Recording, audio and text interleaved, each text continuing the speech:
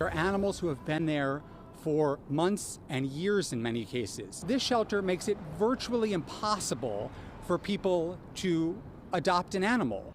Animal rights activist Donnie Moss wants answers from the Humane Society of New York, which he claims is warehousing dogs and cats, some for several years, under the guise of COVID and major construction. He says he's spoken to dozens of people who have filled out lengthy adoption applications and never heard back. They were either turned away or ignored.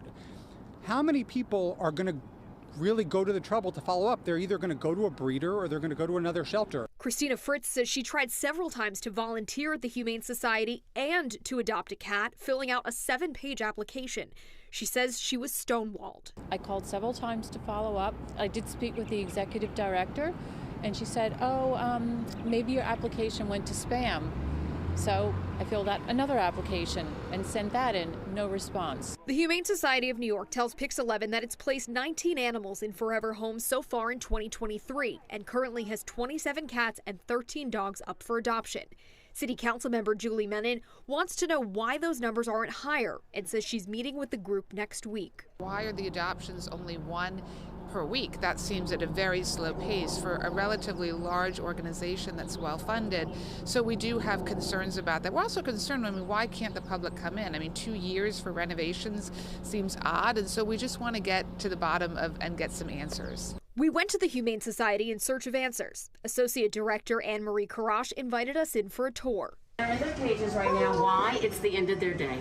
Karash says adoptions have slowed down because of the pandemic and ongoing facility construction, and that the process for adopting has changed. Before COVID, you show up at the door, you come upstairs, we talk to you.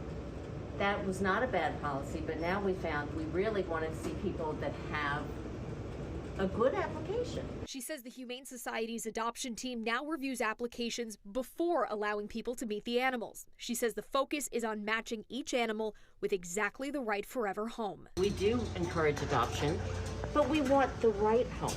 There's so many factors that you have to take into consideration to make a good match, and that's what we try to do. She's willing to let that process take time, years in some cases, for animals with behavioral or medical issues that require careful placement. We feel that we really are doing a great job for these animals, that they are in great care here, that there's no need to send them to another shelter. We're their shelter. We are their shelter. We stand by them, and we love them very, very much. Reporting on the Upper East Side, I'm Katie Corrado, Pix 11 News.